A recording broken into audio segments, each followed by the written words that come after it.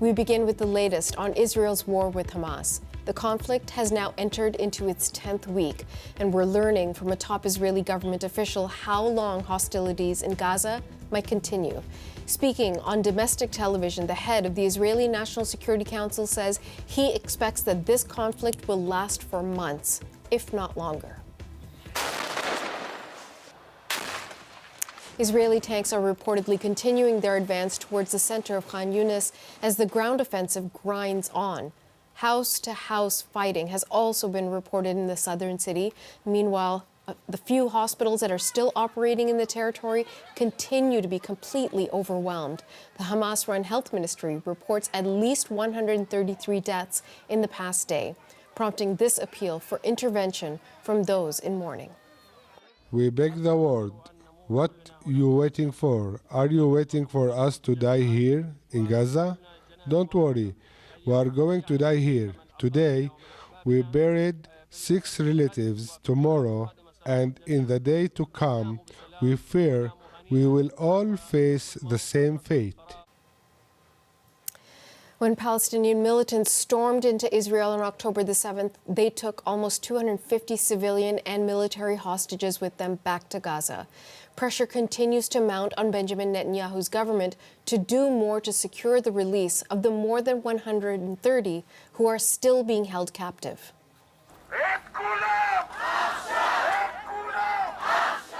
Another rally taking place in Tel Aviv as we speak. Thousands in attendance, including some recently released hostages. The growing calls for the government to do more come as Israelis learn about the death of another hostage who had been taken captive. Journalist Sarah Coates brings us the details. Look, this is a 25-year-old Sahar Baruch.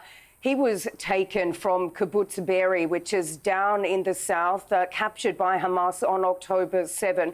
Now, the Missing Persons Forum has put out a joint statement with that Kibbutz Be'eri saying that he is dead. And look, this came after Hamas released a propaganda video late last night. In that video, which we've chosen not to show because it is simply so graphic and disturbing, this man is saying that he's been held underground for 40 days.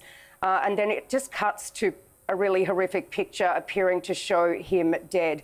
Now, they have put out a statement saying that he has been confirmed as killed. But look, Hamas says that he was killed in a failed rescue operation by Israeli troops to try and get some of these hostages out. But look, the IDF says that that is simply not true. Sarah, Israel's primary focus still appears to be flushing out Hamas militants in Khan Yunis. What's the latest on that?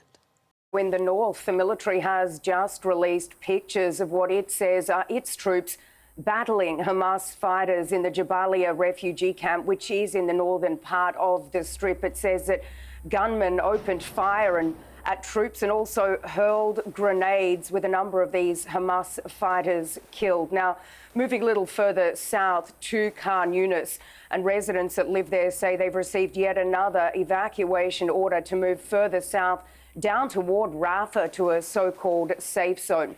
Now, the military says that Khan Yunis is a stronghold of Hamas. It says that senior Hamas leaders are hiding there, including the leader of Hamas in the Gaza Strip, that is 61-year-old Yahya Sinwar. Now, the military says that they are hunting him down and will kill him. He is the most wanted man here in Israel and is believed to be the mastermind of these October 7 attacks. But look, all of this fighting is having a devastating impact on the ground. We do understand, according to health officials inside the Strip, that a number of people were killed in airstrikes today. And look, this overcrowding in these hospitals down in the south is simply unbearable. Doctors say they cannot treat the amount of casualties coming through their doors. Now, we've just had fresh figures from the United Nations with regards to internally displaced people. It's put that number up now to 1.9 million people of the 2.3 million people that live in the Gaza Strip, and that is 85% of the population. That is Sarah Coates reporting from Tel Aviv. And as you just heard Sarah mention, nearly 85% of the people who live in Gaza have been internally displaced. This week, many had to move again farther south into an area that's already completely overcrowded. CBC's Yasmin Hassan worked with a journalist who is inside Gaza to bring some of their stories to light. So there are very few journalists left in Gaza, so the CBC decided to collaborate with a cameraman on the ground, Mohammed Al-Saifi, to help tell stories about their daily lives. Normal life is nearly impossible for them. In many places, this is all that's left. Apartment buildings completely crumbled by bombs.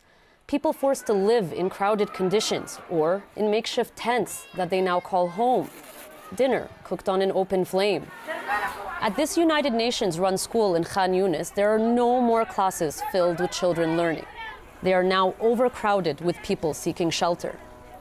Al-Abed has 5 kids. She came from the Al-Shati refugee camp in the north to the school after being displaced earlier in the war. She says food is very difficult to come by, sometimes getting 1 can of tuna every 3 days, sometimes cutting up whatever veggies she can scavenge to tide the kids over for the night. She says we're dying while we're still alive. She goes on to say our lives are all fear, more than you can imagine. Ahmed Sulaiman Rubaya, his wife and 6 kids only spend the night at the school. Every morning he makes his way home, now a pile of rubble, makes a cup of tea and plays his flute. He says this is a form of rebellion, and he hopes the music will help ease the difficulties of war on his children. Sometimes he plays while bombs fall nearby, his melancholy tunes about his homeland laced with sounds of explosions and destruction. And now the colder winter months are going to set in Gaza, only adding to their despair. Rain, wind, cold. And they're hoping that more aid will come in to help make their lives just a little bit normal in the middle of the Israel-Hamas war. Yasmin Hassan, CBC News, Ottawa.